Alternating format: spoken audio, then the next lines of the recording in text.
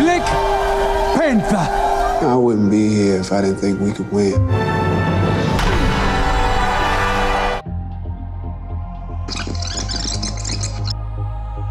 It's a gift that keeps on giving. You know, it keeps meaning new things every day.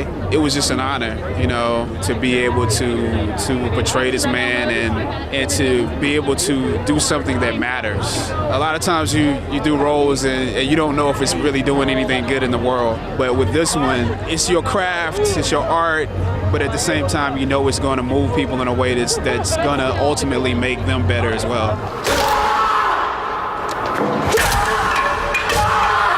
I didn't grow up playing baseball, no. I mean, I played Little League baseball like a lot of other kids, and I didn't see myself being a professional baseball player ever, you know. Maybe professional basketball player, but that didn't work out either. So it was a dream, you know, to get up every morning during the practice process and just sort of like, I'm an athlete. I train every day. A lot of people want to do that, so to be able to do that for a movie, you know, and fulfill that dream and then come back to your other dream or use the other dream at the same time, you know, very few people get to do that.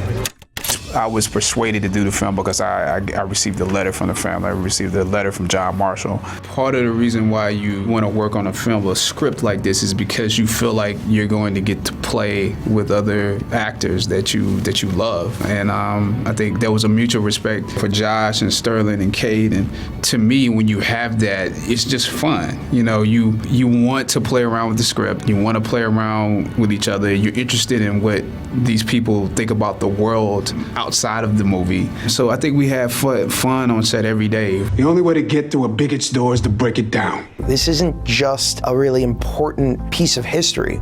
It's a crowd-pleasing film as well.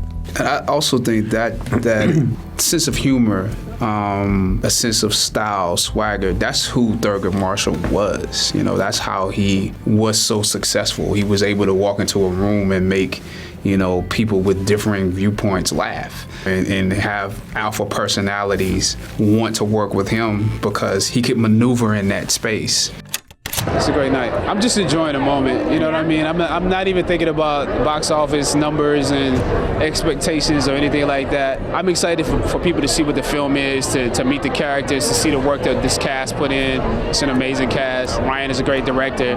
So that's all I'm thinking about. All the Hollywood industry numbers and all of that, that's great, and it's justified in this moment because the movie will live up to it. I am Prince T'Challa, son of King T'Challa! You guys shut down the red carpet and there were so many stars out. How did it feel to have so much support from Hollywood? It was great. Snoop Dogg loved it. It was an amazing experience to just see people fan out. Like, everybody loves superhero movies. So to turn around and see Jamie Foxx, who I love, you know, just enjoying the movie, it's surreal. It's a surreal experience, and you know, people have really, really latched on to the franchise and love it.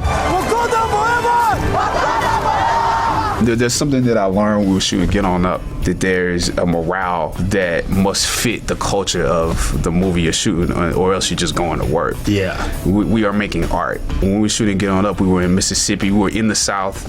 James Brown is a product of the South and the funk and blues. And since we were in Jackson, Mississippi and Natchez, Mississippi, there are blues clubs. That adds to the culture of the movie. So we had a musical cast. So we went to those spots and like shared our art while we were doing it. So I became a better dancer because I used it, well, in our having fun, because we had to blow off steam. With this, we wanted to make sure that there was a cultural experience in which we could listen to African-American music that would add to what the culture of what Wakanda actually is. Wow. So we would have drummers come in, not just at parties, but also on the set, you know? Yeah.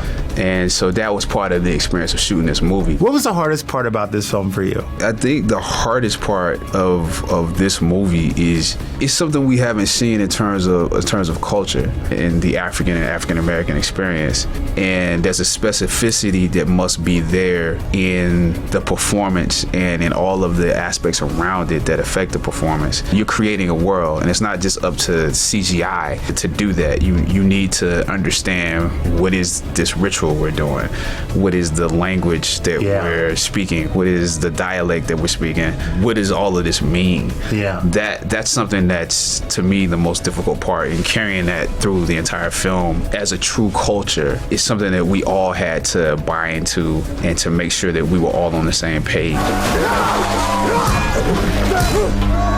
Are you prepared for what's about to happen to your life after February 16th? I'm just taking it one day at a time. It was enough last night just to be at the premiere and, I think share the film with people. That's an amazing experience. February 16th is still gonna be a few weeks away.